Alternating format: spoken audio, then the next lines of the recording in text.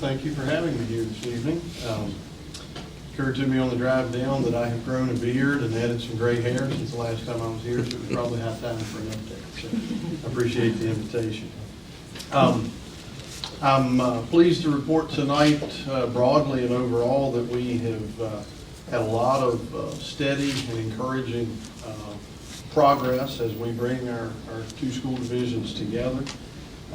Our two superintendents, and Ms. Halterman is here in attendance, and I promise I'm not bragging on her because she's here, but our two superintendents, Mrs. Halterman and Mrs. Sneak Johnson, have been doing wonderful work with their staffs, whether it be weekly and sometimes more, sometimes daily as it relates to the superintendent's meetings and conferences, but just the overall sense of cooperation and communication between the two division staffs has been wonderful to watch. So it's very encouraging overall. And I should sort of double down on that because if Ms. Halterman and Ms. Sneak Johnson were up here this evening, they would want me to heap some praise on their staffs, particularly in the central office and administrative levels. Again, we've seen a lot amount of cooperation. So a lot of positive things going on, and we're blessed to have a lot of very dedicated educational professionals in both divisions. So can be thankful for that.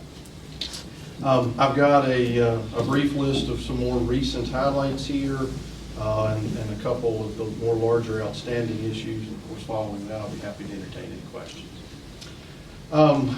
One of the most uplifting contributions that we have had so far is from a man, Dr. Roger Jones from the University of Lynchburg. He has generously donated his time, and I mean literally donated his time, to do something that is pretty mundane and a bit of a slog. Dr. Jones's work was to go through the policy manuals from each division and JRTC, identify the differences so that could be handed off to our superintendents, and they could go through the long process of recommending the policy manual changes so that hopefully by the time we get to June of this year, just short of the start of the new division, Covington, Allegheny, and JRTC will all have matching policy manuals, and the new division will be able to take off on day one with a functioning policy manual. That is not going to make a lot of headlines, but that is necessary work that needed to be done, and I don't think anyone was looking forward to going through policy manuals. So Dr. Jones, again, donated his time. He only asked if any considerations were to be made by our area, they be made to a special fund that supports the baseball program at the University of Lynchburg. So at our last joint school services meeting, we made a $1,000 donation in Dr. Jones's name to that fund. So we're very appreciative of his work.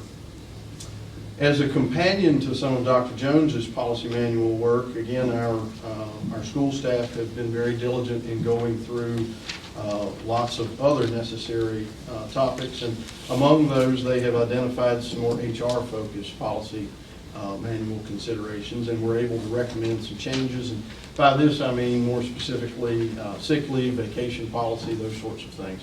Obviously very important to our faculty and staff, so that work is ongoing. Just this past fall, we coordinated on a division, Allegheny and Covington division-wide curriculum survey to both faculty and parents. I'm sure you all know survey returns are not always as robust as we would like, but we were able to gather some data for that, and we'll use that to help inform future curriculum decisions for the new division. A joint budget committee has been formed between Covington and Allegheny County school divisions, and that is comprised of 2 board members from Covington City Public Schools, 2 from Allegheny County Public Schools, and of course the division staff. As you all know, I'm not sure if we're in the middle or the beginning or the beginning of the middle of the beginning of budget season, but this will be a unique and challenging budget year for the schools. We'll need to form technically 2 independent budgets, but of course those budgets will be used for the consolidated division going forward, so coordination will be important. Of note to our area of families, transportation and nutrition departments have met and continue to meet. Ironically enough, I think transportation may be the more straightforward of those 2, simply because there is a third-party vendor that Allegheny County leans on currently to help tackle bus routing and all of the transportation issues. Nutrition, I am told, is a bit more complicated than you would think, but there is the necessary work being done to make sure that on July 1st we have a comprehensive and uniform nutrition plan for the new division.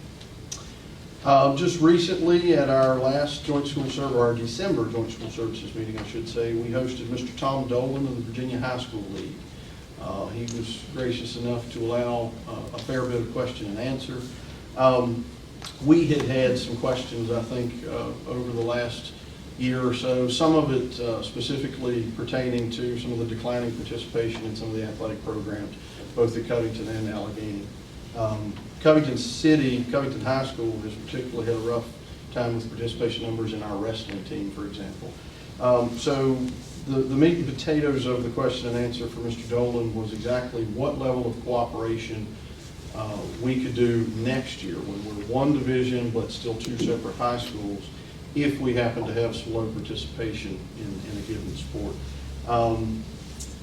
The direction that we're going to pursue is, particularly as it relates to individual sports, there's an opportunity for us to combine programs, think more of combined practices and things, where the student athletes would come together to practice together to facilitate just a better practice environment, make use of available coaching and that sort of thing, but compete individually for their home high school.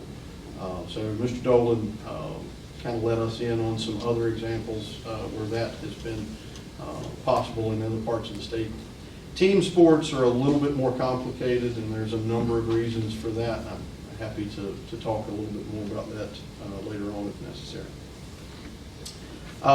Very pleased to report that together our two divisions, along with JRTC, have received a grant from the Virginia Department of Education in the amount of $497,756 that will fund a venture called the Allegheny Highlands Healthcare Advancement Initiative, or AHA for short.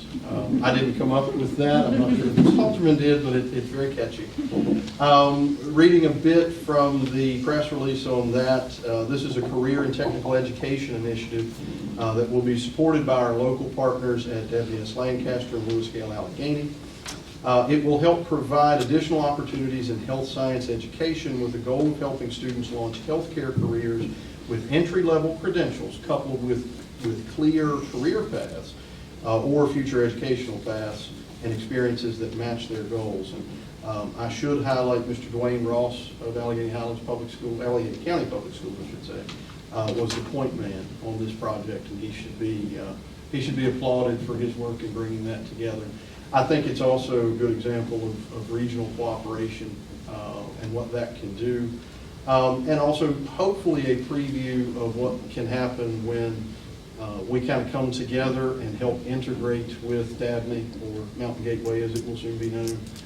That was one of the more intriguing things I learned through this joint school services process is there are things that we can leverage a bit better when we're one division as it relates to integration with Dabney, so that's very exciting. The Allegheny Foundation has generously awarded a grant to fund a communications specialist to be shared by both divisions, and that grant will fund that position for a total of 3 years. That position's been filled by a face familiar to all of us, Mr. Darrell Gleason. So we're very excited to have him on board. I think if we're honest from a joint school services standpoint, one of the things that we could have done a bit better throughout the last couple of years is communication. It's very difficult. Sometimes it's just a bandwidth consideration.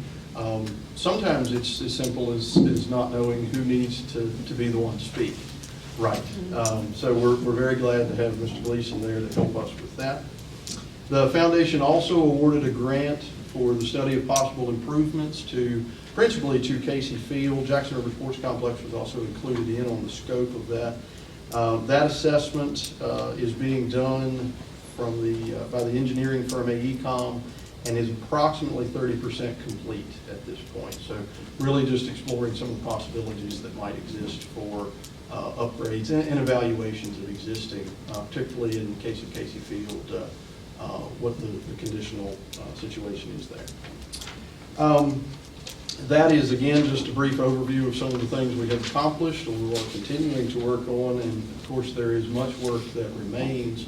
But I think at this point, from an overall standpoint, we're very confident that the necessary work that has yet to be done, we have time to complete that, and of course the goal is to give that new division a smooth transition for their beginning as possible. A couple of the major outstanding issues that will be of note: a facilities use agreement has yet to be fully formed, but of course, presumably that agreement would be between the Consolidated School Division and the City of Covington in the event that there are city-owned facilities that are being used. So again, that is not complete. I think the city expects to have their full list of maintenance and preparation costs by our February Joint School Services meeting, I think is the last that we heard. I expect that to be a combination of pretty straight line material and labor costs. There will be some ancillary considerations in there, I'm sure, as well, but we hope to have some firm numbers on that by the end of this month.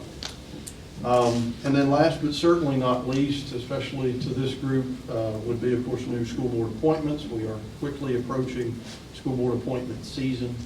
There has been some talk as to how early those appointments can come, and of course, that is above my pay grade in a lot of respects. I will not speak definitively on this, but I believe if July 1st of this year is the start date, it seems to be a pathway where those appointments can happen as early as 60 days prior to that. So just from a school board standpoint, I mean, some of my colleagues and I have had that conversation, and we do think it would be good to have those appointments happen at its earliest possible point. Obviously, it would be good to have that new school board not seated, but together and assembled as quickly as possible to allow the smoothest transition. So with all of that, I'm happy to entertain any questions you all have. Jonathan, the grant you were talking about for the upgrades to Casey Field, that was a grant to the City of Covington, not the Joint School Services. Yes, it was principally awarded, yes, to the City of Covington. I just want to make sure the public was clear on that. Yes, sir. Yes. Currently, the Allegheny School Board is 7 members, and the new school board, when it's finally done with, I understand there'll be 4 from Allegheny County. When do we move from 7 to 4? When can that be done? When does it have to be done? Well, that will be what we learned through the Joint School Services process was there would be a natural expiration. So this coming June 30, 3 of the county school board seats will naturally expire. So if we were not consolidating, you all would have 3 appointments you would have made. The City of Covington has 2. So the natural expirations will land us at 7. There will be 3 county board members, school board members whose terms will be ending June 30 of 2022, and then 2 from the city also expiring at the same time. So our recommendation broadly was that obviously those expiring seats be allowed to expire, and recommended that the seats that were currently filled be reappointed as such. Of course, that is completely the prerogative of this body and also Covington City Council is to do the appointment. I'm not sure if that answered your question completely. Sort of. So as of July 1st, there could just be Allegheny County School Board with 4 people. Well, yes, sir. It's joint at that point. It would be joint at that time. Yeah. July 1 of this year, 2022, will be the technical start date of the new division. So the agreement that we worked out was 4 members would be appointed from Allegheny County and 3 from the city, and those will be at large. So there won't be any district. And a joint administration Right. at the same time. Everything merges but the kids, or the students. Well, you'd have to have an all-new school board, right? I'm sorry? You'd have to have an all-new school board. Well, yes, the 7 appointees to the Consolidated School District would be serving in a new capacity. So you'd appoint those in July of this year? They would be seated in July of this year. And again, I think it's up to the timing and judgment of this body and Covington City Council, but we believe those appointments can happen as early as the 1st of May. And it would, Up to 60 days prior. up to 60 days Prior to. Have we decided that we would have, You The know, school- you can't start the process till May the 2nd, right, Jim? If I said seated, I apologize. I'm in This year? I didn't mean seated. I said that. It has to be post-May, whatever, prior to June, So you run the first ad. or July, whatever, right. It has to be advertised after May, first week of May, or something like that, so. if we have, if they're going to be at large after July 1st, then do we have to take the 4 people whose term does not expire June 30th and they have to be on the We new have to school board? advertise it by law. Yeah, it has to be appointed. And So they would all have to be reappointed if we Correct. want to keep them? Okay. It's my understanding that the Joint School Services Committee made a recommendation that those seats not expiring, if those people wanted to serve and asked to serve, our recommendation was that they be reappointed, but that decision is solely up to you all as to who is appointed. At least maybe for the first year or two, because you're talking about continuity. I mean, it would, y'all, the ones that are working on this, you've been there so long and heard so much, it would be tough for somebody new from the outside to walk in. It'd be such a learning curve. But you still have to advertise it. Yes. Yeah, You still it- have to advertise and do it, but. And if you go to an elected school board, it has to be under referendum, which takes It'll a take year or years- two, so. Years to do that. So that's your start. You have to start somewhere. I got another question on the sports complex. Making it look like we're stacking the deck. Why are we looking at the sports complex? We've got the fields and everything in Allegheny. We've got all the facilities in Allegheny. Yes, sir. And that's a very good thing. The new division will have options as it relates to venue. I think Jackson River Sports Complex is an interesting future consideration. Right now, for Covington High School, it serves as the home field for our girls softball team. There have been some cross-country events, I think, that have been hosted there within the last several years. I think it would be important for me to point out the facilities subcommittee of the Joint School Services Committee took a look at all of the different facilities considerations. And as it related to sports venues, the only real unanimous recommendation from that committee was that Casey Field be used as the preferred baseball and football venue, particularly at the varsity level. There would be some flexibility, I think, in the consolidated division as to whether junior varsity games were hosted there. That opportunity would exist. And I think as it relates to the sports complex, if we would get into a new division, and from my view as a current school board member, if we had the athletic department folks, the coach of that team, moving some momentum towards changing a venue, I would definitely be open to that. But I think you're right.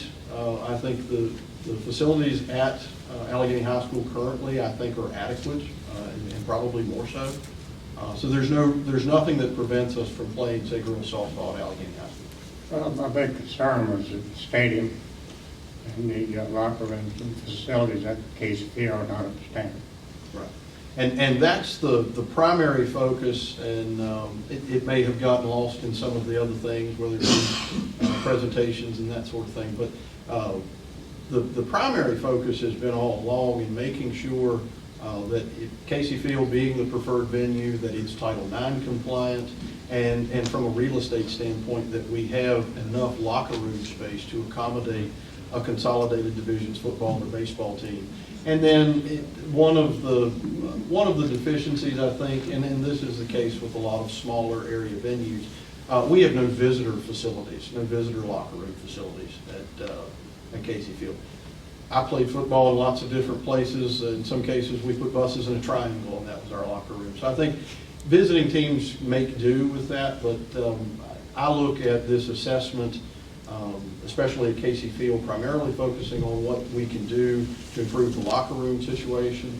There may be some additional considerations there to improve the fan experience, if you will. I think there's been some talk of adding some additional restroom facilities, that sort of thing, just for quality of life type thing. And Casey Field was identified as being the varsity football, baseball location because of ingress, egress, the capacity, the availability to, at Allegheny, you've got one way in, one way out. Emergency situations, anything like that, you can disperse a little quicker at Casey Field. You've also got the amenities, the fast food, the restaurants, the shopping experience before and after the game. And it was a kind of a shot in the arm regionally for economics. And you don't have that down the road. And that was a major consideration. And that's a benefit for. Well, I'm looking at the financial end of it. I don't want the county to get bogged down in finance and then the stadium and all the work that needs to be done on the stadium and the field. But that facility belongs to Covington entirely. Yeah, and you're correct, Mr. Nicely. And the rent is another thing you have to discuss. Right, and those two issues are largely separate, at least technically. As far as any upgrades to Casey Field or any city-owned property, you're correct. If it's city-owned property, they would be primarily, the city of Covington would be primarily responsible for upgrades. I think there would be an opportunity for regional sourcing of funding for that, some partners, region-wide to go together for things like that. But I don't believe this body has any obligation to that. As far as the facilities use agreement, that should be negotiated. Those numbers should come to us on per game basis. So it would give, that's just simply the city of Covington putting forth what their expenses are, what costs they incur for the maintenance and preparation of the field for those games. And should be pretty straightforward as far as how that works out to whatever yearly sum is paid by the school division to the city for that work. The school system is just a tenant, basically, of the facility. Correct. It's city-owned. There are other teams play there, other areas play there, and it would be a cost sharing based on tenancy, basically. And I think When we were talking about the agreement, the only thing we had in there was we would have priority, the school system would have priority of using that field. Yeah, and In that's that agreement. Yeah. But we haven't seen that agreement. We don't know what that agreement is. And Mr. Griffith, I think you're correct that from just how things currently operate. I mean, there is not currently in place between Covington City Public Schools and the city of Covington any formal agreement about the use of Casey Field or, in our case, Jackson River Sports Complex. And I do think there's a lot of merit for us to putting a solid agreement on paper. It probably should have been done a long time ago between city schools and the city government. I look for it to be a pretty straightforward process as far as that facilities use agreement goes. And to Mr. Griffith's point, I think that would be the only thing that I guess would change. But the city has basically prioritized Covington or Covington High School's usage of those facilities over the years. Historically, they have. So I think that could be put into the agreement as well. Did y'all look at the parking situation at both places? I mean, it looks more like Allegheny's better parking than Covington. That the parking has been covered. I don't know to what depth it was covered at our last meeting, but of course the parking facilities have been talked about. There are some pieces of the parking lot that could use some repaving, that sort of thing, and that was mentioned at least to this point in AECOM's assessment. But I don't know that they've gone really in depth with either adding additional parking or improving some of the I parking. know the attendance probably been down both schools, especially football, especially this year. I don't know about Covington, but I know it has been. I would say, without having the attendance numbers, my guess would be it lagged a bit from historical numbers, yes, sir. And I think one thing that gets kind of glazed over in the conversation is that the facilities aren't dilapidated or in need of condemnation or anything like that. They're adequate. But could they be better for a joint system? Absolutely. And I think that's what they need. They need to be improved at Casey. But it's a great facility. It does bring to the forefront the accessibility, and that was a big thing.